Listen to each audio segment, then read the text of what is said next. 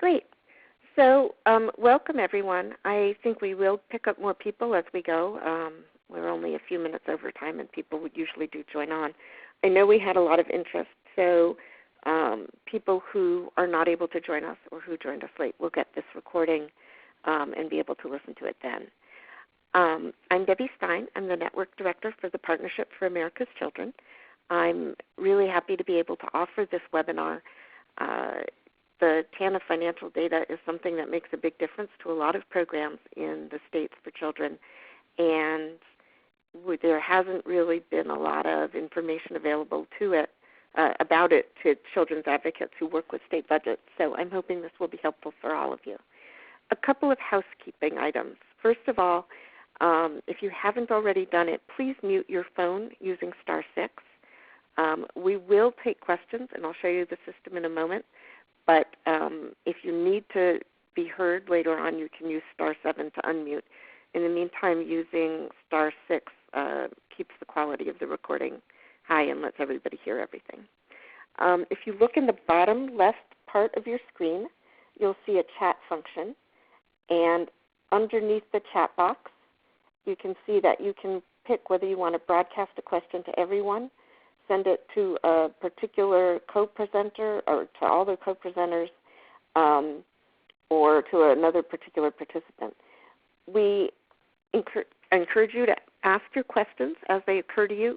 Put them in that chat box. We will answer all the questions at the end of the webinar, but this way we'll make sure that your question gets answered and that it doesn't get lost. We're not going to use the hand-raising feature, I think, because that's really not as helpful as having the written question. But if for some reason we want you to elaborate on your question, we'll call your name and ask you to do that. As I said, the webinar is being recorded. We'll make it available to everybody who registered, and we will circulate the slides as well. Our speakers today are Deborah List and Lauren Froelich. They both work in the Office of Family Assistance at the Administration for Children and Families within the U.S. Department of Health and Human Services. OFA administers federal grant programs aimed at fostering family economic security and stability, including, for the most important for our purposes today, the TANF Assistance for Needy Families program. They also manage the Tribal TANF program, the Health Profession Opportunity Grants, and Healthy Marriage and Responsible Fatherhood Grants. Deborah is a Senior Management and Program Analyst within OFA. In this role, Deborah provides direct support to the OFA Director in the administration of OFA's programs. She holds a Master's in Public Policy from the Harvard Kennedy School, and she started her federal career as a Presidential Management Fellow from 2010 to 2012. She's also worked in New York City as an employment counselor and an employment services counselor at a group of family homeless shelters. Lauren Froelich is also an analyst within the Office of Family Assistance. She focuses on cross-program coordination and increasing the transparency of TANF data. Before she came to OFA, she was a social science analyst in HHS's Office of the Assistant Secretary for Planning and Evaluation, where she was responsible for policy coordination, analysis, and research focused on TANF, poverty, child support, and employment issues. Before joining AFDC, she researched workforce development, education, and social welfare policies. She earned her master's from the University of Michigan's Ford School of Public Policy. So I want to welcome you both. And before we start the webinar, I'm going to go ahead and ask the people we have on board to fill out this little poll. It's not going to be as helpful as it might have been if everybody had logged on time, but it'll still be helpful. Please just mark on the poll your answers to this poll. I think it should be activated, which I'm not seeing anyone answer, so maybe they're having trouble with the poll. The question is, how familiar are you with the TANF block grant and maintenance of effort provisions spending in your state? Do you know how they're spent? And if you can't, it should be showing you marking it, but I don't see that happening.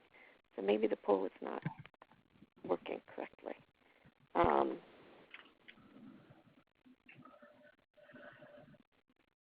So this is Lauren. We can see the poll results on our screen.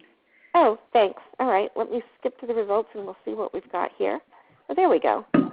So it looks like people are kind of split. About 60% of you have a good or general sense of how they're spent, and another 40% don't. So I'm going to now turn the webinar over to Lauren and to Deborah, and thank you guys very much for joining us today, and please go ahead. Great. Thank you, Deb, for those introductions and for having us on this presentation today. I am Lauren Froelich, and my colleague Deborah List is here, and we're going to go through our slides and then are excited to answer any questions you may have about TANF. So just as a brief overview of what this presentation will entail, I'm going to talk briefly about TANF and poverty trends over time and the characteristics of families and children in the TANF caseload. And then I'll hand it over to Deborah to talk about TANF financial data, starting with a national overview and then a state-by-state analysis. And again, if you are on the phone, if you could mute yourself during the presentation just so we can make sure everybody can hear, that would be great. And that's by doing *6, I believe. Okay. So moving in, this first slide is showing, we have two lines here showing the number of children in poverty over time since 1990, and also the number of children receiving aid to families with dependent children, which is now known as temporary assistance for needy families. And I want to point out for this first set of slides, we're only focusing on the cash assistance portion of the TANF block grant, which is about 1/4 of the TANF block grant. And so Deborah's going to go into more of what the rest of the funds are being spent on. But these first few slides are just what we're talking just about the cash assistance caseload and what people generally think of as welfare. So as you can see from this slide, TANF is not very responsive to things like the Great Recession, where you can see that the number of children in poverty ticked up, whereas the number of children receiving TANF remained constant over this time. You can see that in 2015, 14 million children were in poverty, which was about the same amount as in 1996, whereas only 3 million children received TANF in 2015 compared to 8.4 million received AFDC in 1996. So we like to show this to give you a sense of how TANF has changed over time and how well it is or isn't responding to need of children. I also would like to mention that there are some other ways of looking at how well TANF is serving the population it's intended to serve, and there are two measures to highlight here. There's the Center on Budget and Policy Priorities TANF to Poverty ratio, which does have state-by-state data looking at how many children are receiving TANF, or sorry, how many families are receiving TANF for every 100 families in poverty. And then there's also a measure of the share of those eligible for TANF who receive it, and that's put out as part of indicators for welfare dependency by the Office of the Assistant Secretary for Planning and Evaluation. So we can provide more information about that later, but these are all different ways of looking at a similar question. This next slide shows how much families are receiving when we're saying that they're receiving TANF. And so this is looking at the maximum monthly TANF benefit for a family of 3 with no other income. And you'll see that there's a range from states, and we have a few benchmarks here for you to look at. So the state that has the lowest maximum monthly TANF benefit is actually under what we've calculated to be $2 a day, and that's Mississippi. And then the majority of states fall under this yellow line, which is deep poverty. And in there you'll see that the median among the states is $428 a month. So you can see that these benefits are not enough to bring your average family out of even deep poverty by itself. There's only one state, Alaska, that has a maximum monthly benefit over the deep poverty threshold. And this information comes from the Welfare Rules Database, which is released by the Urban Institute. And as you can see, there is state-by-state data. And throughout the presentation, I'm going to do my best to mention where you can find this information by state. And we do have links for the sources at the bottom of each slide. This next slide, we wanted to focus a little bit on child-only cases, which are cases in which the parents are not counted as a part of the assistance unit.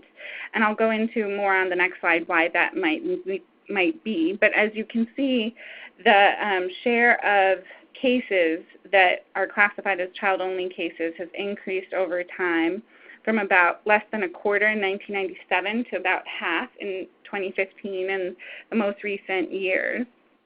But you'll also see on the top line that the number of child-only cases, while increasing for a period of time, has since decreased. And that's for a number of reasons, including that families were moved out of the TANF program and into solely state-funded programs and therefore are not counted as part of our data. And also that the caseload in general has been shrinking, and that's reflected here. So this next slide shows some of this child-only data by state. You can see that the highest percentage of cases that are child-only is Idaho, which is at 95% of cases are child-only. And this pie chart here shed some information about why cases might be child-only. So 43% of those cases, there's no parent in the unit. And this is something that can be determined by state policies. So whether, for example, a step-parent can count as a parent in the unit. So there's some sort of non-parent caretaker in those units, and therefore their needs are not factored into the benefit calculation. For about a quarter of those cases, it's an issue of immigrant status, so the parent isn't eligible or isn't counted as part of the unit. SSI recipients is about another quarter, and then 8% are sanctions due to things like time limits or work requirements and other parts of TANF requirements. So you can see that this is something that, varies a lot by state, and that can have impacts on how cases are served by each individual state. So this next slide just gives you some basic demographic information about children in the TANF caseload. This information is also available by state if you go to the link on this slide. And you can see the range of ages and then also race, ethnicity of children in the TANF caseload. And with that, I'm going to hand it over to Deborah to talk about the rest of the TANF block grant. Thanks, Lauren. So as Lauren mentioned,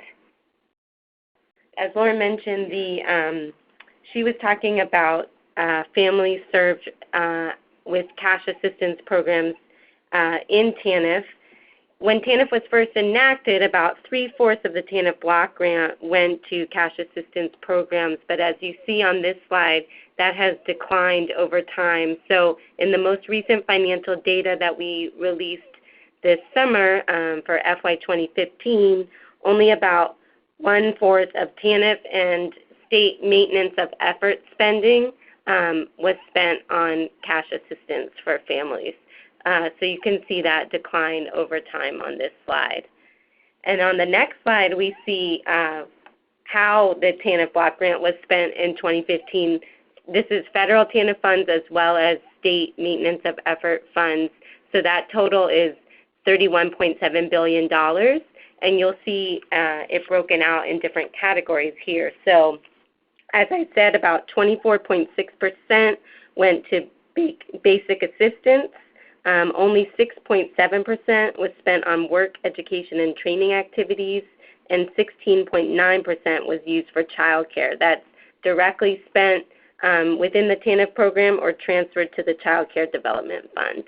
So these three activities we often think of as core benefits and services within the TANF program, being cash assistance, work and training programs, and child care, and that's really only about half of where the block grant funds go.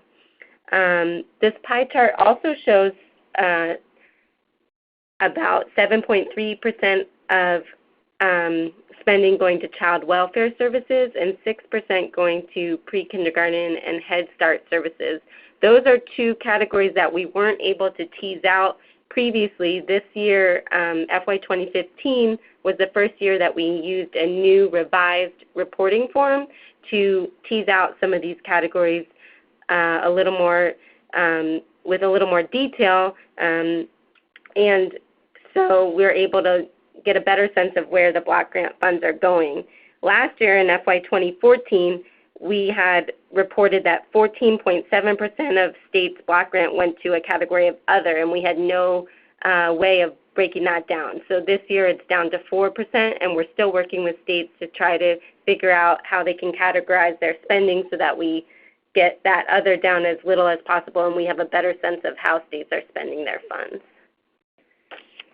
So this next slide is a map showing those three groups of spending that I was talking about: the basic assistance, the work, education, and training activities, and child care. So as you can see here, 25 states spent less than half of their TANF and state maintenance of effort funds on the combination of those three categories. And you'll see that 3 states spent more than 75%, Alaska, Kentucky, and Delaware. Those are the darker states. So we're just trying to get a sense of the state-by-state variation across the country and how states are spending their block grant funds. This slide breaks out just the basic assistance, so just mainly the cash assistance program. And we see that 10% of 7 states spent less than 10% of their funds on basic assistance. Those are the ones in gray there. So Arizona, Arkansas, Illinois, Indiana, Louisiana, North Carolina, and Texas. Those states are spending less than 10% of their TANF funds and their state maintenance of effort funds on basic assistance. This next slide shows child care, how states are spending on child care funds. So we see that 11 states spent or transferred more than 25% of their TANF and MOE funds for child care. The two highest in the darkest color there that are greater than 50% are Illinois with 63% of their spending, and Delaware with 51% of their spending on child care.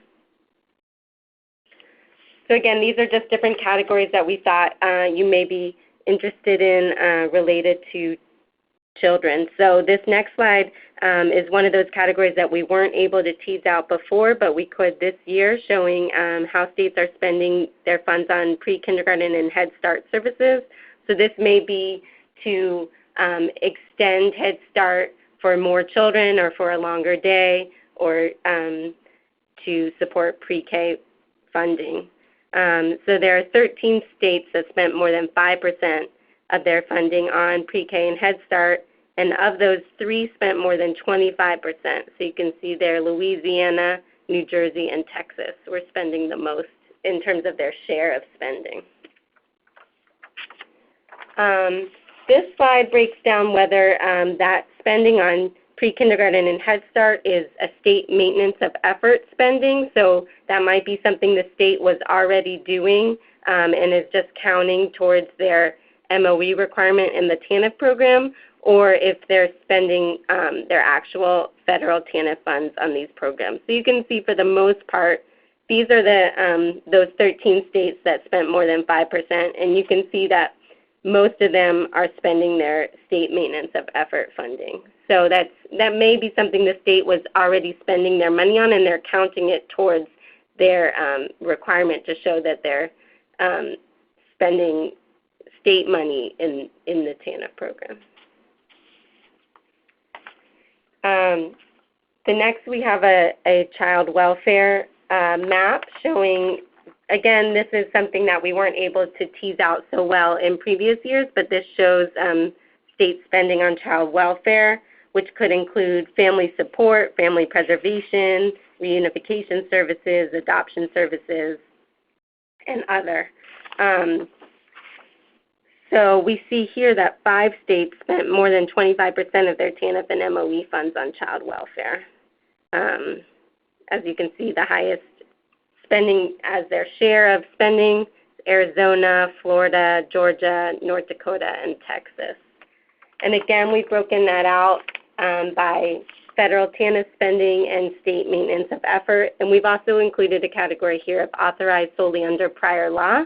So those are activities that are not allowable under TANF but were allowable previously, and states are allowed to continue some of those programs. It's mainly juvenile justice programs and foster care services. So some of their federal TANF funds are spent on those activities.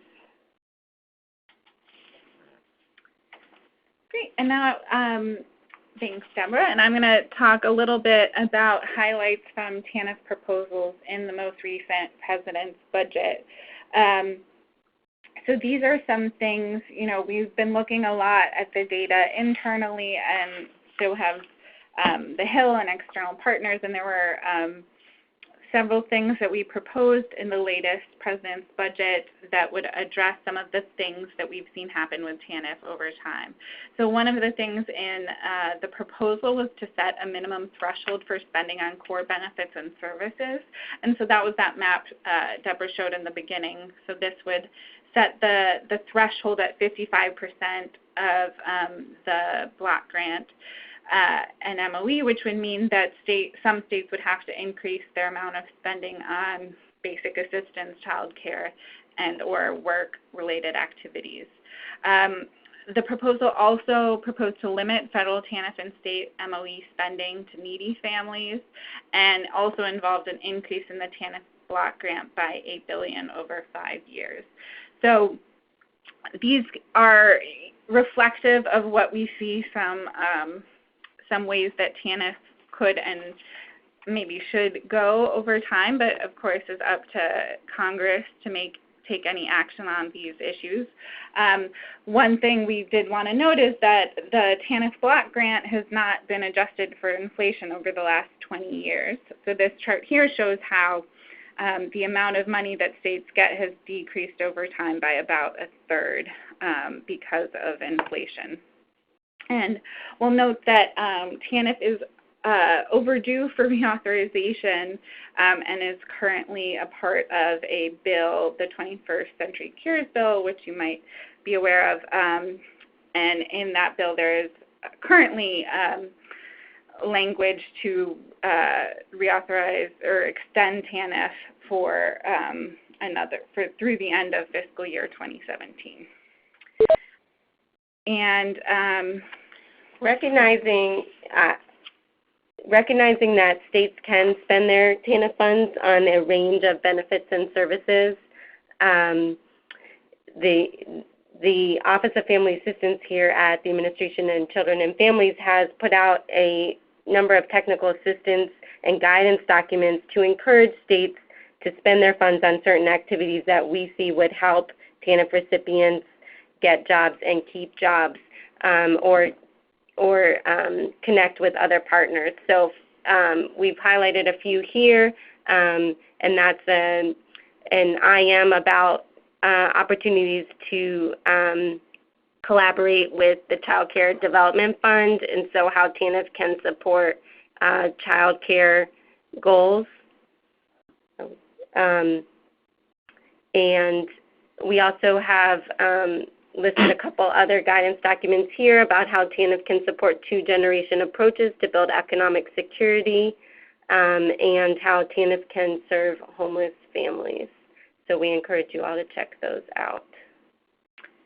And then this last slide here points you to a number of the resources that we have on our website. So we saw a question earlier about what the source was for these financial data, and they all come from states report to us their expenditures, and then we publish them on our website in various different ways. So with this latest release, we had the full set of financial data tables. You can look and compare states that way. We have an interactive map on our website where you can click on each state and you will see a state pie chart and table, so you can look at your specific state and see how the funding breaks down in your state. We also have a financial data fact sheet that includes some of the charts we've shown you today and provides more background and context about what these data show. And then we also have information about category definitions, because some of these are broad categories, and if you're curious about what fits into what category, that is a way to learn about that. So there's a lot of information on our website, and I know that Debbie will be sending out the slides afterwards, and so each slide we'll have a link at the bottom to show you where to access the data, with the exception of the financial data, which can all be accessed on this slide. And with that, I'd like to open up to any questions. If anyone wants to go back to a particular slide, we are also happy to show you how to access the data on our website if that would be helpful. Hi, Deborah. We do have a question from Layla Bell, who was asking about the source for the data on slide 10, the TANF and the MOE data. So I'm going to take us back to slide 10. And if you could take a look at it and tell us, and it might also be helpful to show them how to actually, oops, sorry, that's 9. To show them how to find the data. Yeah, so I think that's what this is Lauren. I was just trying to answer, saying that this is all financial data from our website. But I will be happy to show you just how you get to it, because sometimes our website is not the easiest to navigate. So I'll just do a quick little preview of how you would get to this information on our website.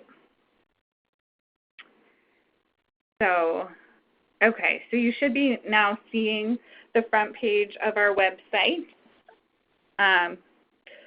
And this is just acf.hhs.gov/OFA for Office of Family Assistance. And on the carousel here, you will see the FY 2015 TANF and MOE financial data. You can also access that by going to Data and Reports and Financial Data. But that'll take you to this page, which has some of these same resources that I mentioned, including this interactive map. And here, if you're interested in a particular state, you can click on the state, and that's not good. So that might just be, okay, so we're going to look in and try to fix, I think that was Illinois. But in general, you should be able to access them, and if you can't access an individual state that way, you can pull up all the states at once. But so this has the pie chart for Utah, and then also a table, which if you zoom in, you can see all the detailed categories and the sources of funds. So there's a lot of information here. And I'll just point you to one more thing. So our data and reports page here has some of the information. So we showed you caseload data when we were looking at child-only cases. We showed you the TANF financial data. Just now, work participation rates is another thing that many states are interested in, less relevant to children in some cases. And then here we have the characteristics and financial circumstances, which has the information about demographics and other questions of interest, again, by a lot of that information by state. The other main sources of the information we shared with you was the Welfare Rules Database, which is published from a contract from the Administration for Children and Families and the Office of the Secretary, but it's published on the Urban Institute website. I hope that answers your question, and I'll go back, if I can, to the presentation. Great. Do we have any other questions here about any part of this presentation? I know people are probably particularly interested in what their options are with the unused TANF funds. And I just thought that maybe the two of you could comment on two things. One is, if TANF is in fact reauthorized through the end of fiscal 2017, which would be longer than the continuing resolution covers for most programs, that money is basically then protected, right? Congress can't go back and take it back. And the same thing for unused funds. In other words, when people are talking to their legislatures, can they assure members of the state legislature that those funds are available for use? As far as we know, if it were extended through the end of fiscal 17, we give money to states on a quarterly basis. So some of the money for FY17 has already been given out to the states, and we're expecting to continue that on the quarterly basis in the same amounts. You know, states receive their same block grant since 1996. And then about the unobligated funds. So this is something we've been working on a fair amount with this latest financial data. So states can roll over unobligated funds from year to year. So a number of states have a lot of money in their that they have not spent for fiscal year 2015. And we've been following up with states to get more information about that. In some cases, it might be that they're working on spending it now, that, you know, it may have been misreported in some cases. There are a lot of different reasons. So that data is not exactly what it may seem, but that is something that state advocates might be interested in looking at for their individual states, seeing how much is unobligated balances or unliquidated, which may or may not be funds that states could use to support children and families. And that data is in the same tables that Lauren was just showing on our website. Yes. Great. Does anyone else have a question for either of our speakers?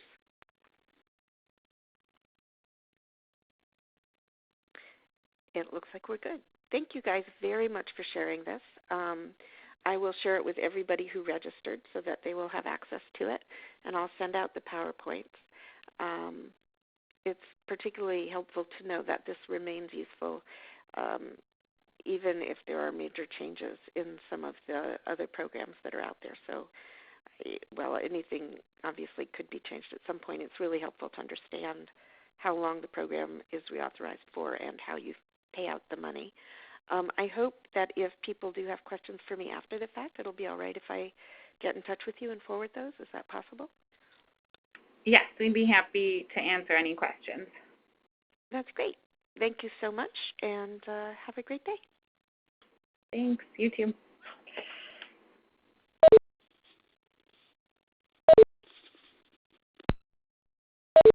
Thank you. Please stand by.